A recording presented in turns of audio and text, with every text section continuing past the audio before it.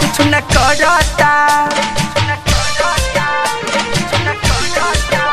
हाथ धरता कुछ न करता, अजुले न तेरे पावर से पलंग हिला है।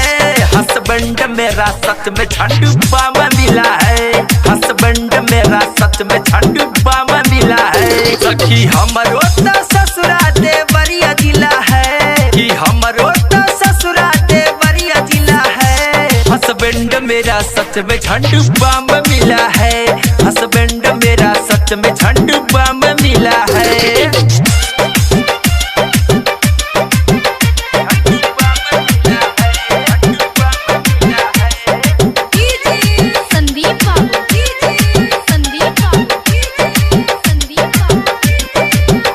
अगुआ मुहजरवा रे हमर शादी करा दिहलास, बतिया के बड़े बड़े बात पापा के फंसा दिहलास।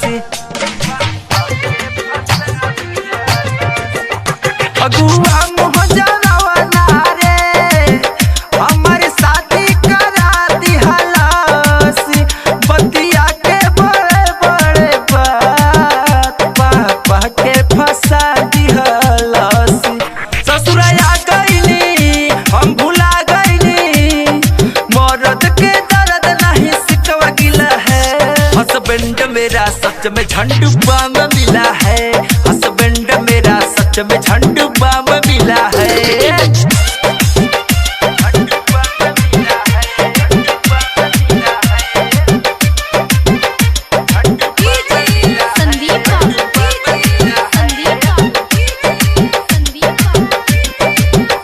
कहियो फांसी लगा लेब कब माने न बाती के, पिके आवे दरुइया रे 3:30 बजे राती के। कहियो फांसी लगा लेब कब माने न बाती के, पिके आवे दरुइया रे 3:30 बजे राती के। कुछ बतावे ना का बीमारी बा, पुअरा के जैसे शरीर ढीला है।